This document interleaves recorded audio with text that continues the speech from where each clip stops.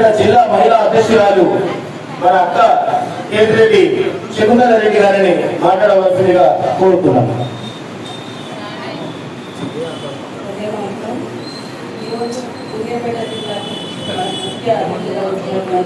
కాంగ్రెస్ సేవాదళ రాష్ట్ర అధ్యక్షులు జితేందర్ అన్న గారికి ధన్యవాదాలు తెలుపుతున్నాను.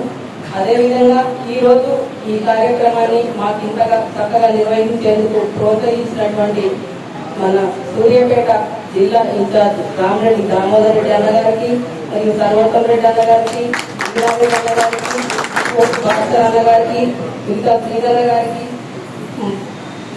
కొంతమంది ఆఫీసర్ పేరు తెలియవు అందరికీ మిగతా కాంగ్రెస్ పార్టీ తరఫున ఎవరైతే పనిచేస్తున్న ప్రతి ఒక్కరికి కూడా నా సూర్యాపేట జిల్లా తరఫున ధన్యవాదాలు తెలుపుతున్నాను.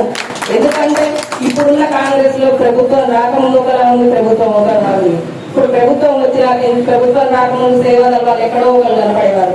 ప్రభుత్వం రావడం కోసం మా కాంగ్రెస్ సేవాదళ తరఫున కమిటీలు వేసుకొని ప్రతి ఒక్కరు కూడా గ్రామం వెళ్ళి సేవాదళ తరఫున ప్రచారాలు చేసి కాంగ్రెస్ పార్టీ గెలుపు కోసం సేవాదళ తరఫున మేము కష్టపడి గెలిపించుకున్నందుకు మేము ఈరోజు గర్వపడుతున్నాం.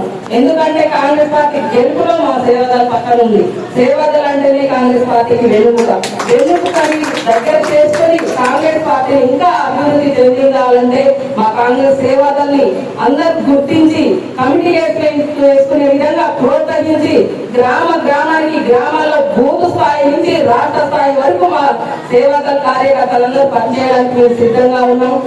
అందుకనే అందరూ కూడా ప్రతి ఒక్కరు మాకు ప్రోత్సహించి ఎమ్మెల్యేలు కానీ ఎంపీలు కానీ మంత్రులు కానీ ప్రతి ఒక్క మంత్రి కూడా మేము రిక్వెస్ట్ చేసుకునేదంతే. మేము కష్టపడడానికి సిద్ధంగా ఉన్నాం. మాకు ఒక అవకాశం ఇవ్వండి.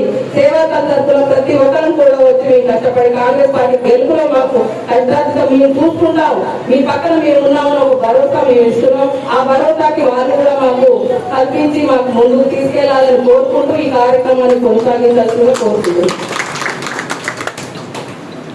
రాష్ట్ర అధికార ప్రతినిధి అన్న చెక్కిల రాజేశ్వరరావు అన్న గారిని